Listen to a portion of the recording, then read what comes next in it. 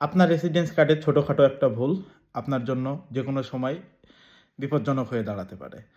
তো আজকের ভিডিওতে আমি দেখাবো কিভাবে আপনাদের রেসিডেন্স কার্ডের যে কোনো ধরনের তথ্য যদি ভুল থাকে, যেমন নাম, বাসার অ্যাড্রেস, পাসপোর্ট নম্বর অথবা যে কোনো ধরনের তথ্য যদি ভুল থাকে, সেটা আইমার ওয়েবসাইট থেকে কিভাবে সংশোধন অথবা সংশোধনের জন্য অ্যাপয়েন্টমেন্ট নিতে পারেন।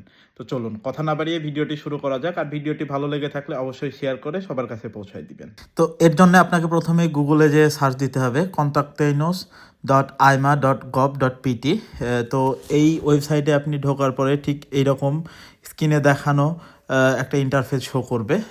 টপিক টাইপ এবং সাব টপিক টাইপ দেখেন লেখা আছে। তো যদি টপিক টাইপে ক্লিক করেন, এখানে অনেকগুলো অপশন দেখতে পাবেন। দেখুন, residence permit, community dot dot dot dot a lot of stuff. তো এইখানে দেখতে পাচ্ছেন চেঞ্জ অফ ডেট একটা অপশন আছে, আর নিচে আর একটা change of date for in person. তো আমরা প্রথমে উইথাউট অ্যাপয়েন্টমেন্ট, নো অ্যাপয়েন্টমেন্ট যেটা, সেটাতে যাব।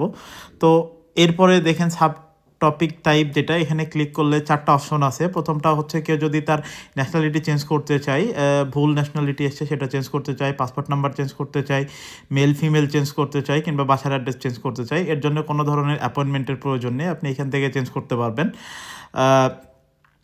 আর আরেকটা আছে যেটা চেঞ্জ করার জন্য আপনার অ্যাপয়েন্টমেন্ট প্রয়োজন হয়, change of data for in person. That means আপনাকে সেখানে ইন পারসন যে চেঞ্জ করতে হবে, আপনি অ্যাপয়েন্টমেন্ট নিতে পারবেন।